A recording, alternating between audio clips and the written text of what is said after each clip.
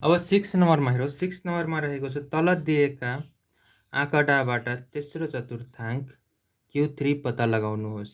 Find the third quartile from the following given data. ए नम्बरमा रहेको छ 50, 40, 55, 60, 61, 70, 49। त्यसै गरी बीमा रहेको छ एक्सको भ्यालु रहेको छ 10, 15, 20, 25। एफको भ्यालु रहेको छ 2, 3, 4, 2। ठिक छ, पहिला हामी ए नम्बरको सल्भ गर्छौँ। ए नम्बरमा छ 50, 40, 55, 60, 61, 70, 49। त्यसै गरी यसमा अब एन पत्ता लगाउँ। संख्या 1, 2, 3, 4, 5, 6, 7 भनेपछि एन इक्वल्स टु कति रहेछ त 7। अब तेस्रो चतुर्थांश पर्ने स्थान equals to n plus 1 divided by 4 multiply by 3 औ पद भनेपछि 3n भनेको 7 plus 1 divided by 4। त्यसै गरी 3 into 7 plus 1 भनेको 8 divided by 4। 4 1 जा 4, 4 2 जा 8 भनेपछि 3 2 जा 6 औ पद। अब 6 औ पदमा कुन पर्न जान्छ त 1 2 3 4 5 6 भनेपछि 6 औ पदमा हाम्रो 70 पर्न गयो। त्यही भएर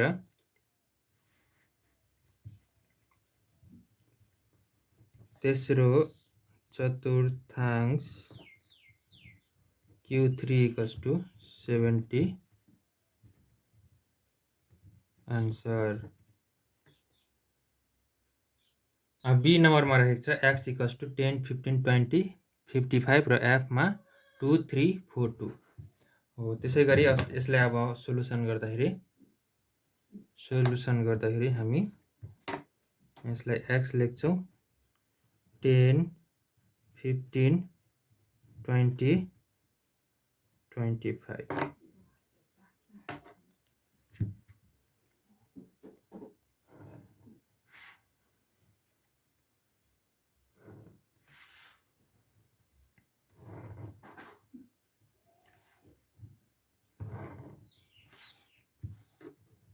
एफ इक्वल्स टु कति रहेको छ 2, 3, 4, 2।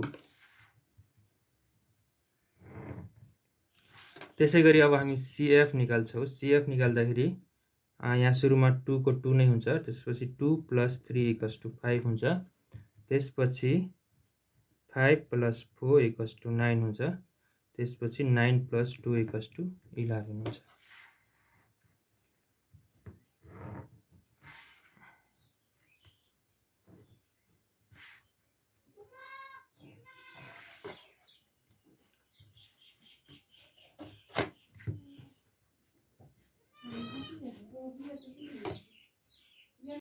त्यसपछि हामी यसमा n को भ्यालु पत्ता लगाउँछौँ। n को भ्यालु पत्ता कसरी लगाउँछौँ भन्दा यो जुन f को भ्यालु छ यसलाई यस सबैलाई एड गर्छौँ भने 2 plus 3 5 plus 9 plus 4 भनेपछि 9 plus 2 11 भनेपछि n equals to 5 9 11 11।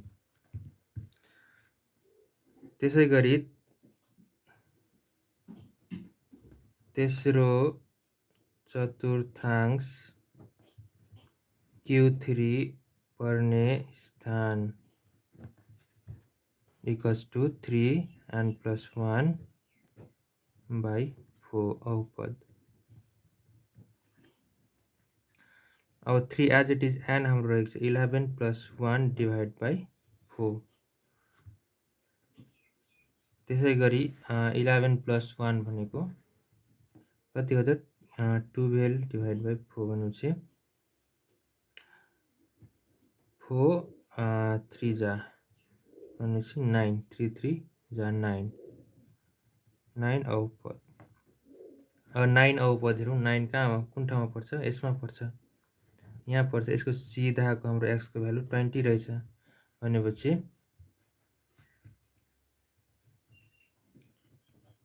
तेस्रो चतुर्थांश Q3 = 20 हाम्रो के भयो त आन्सर।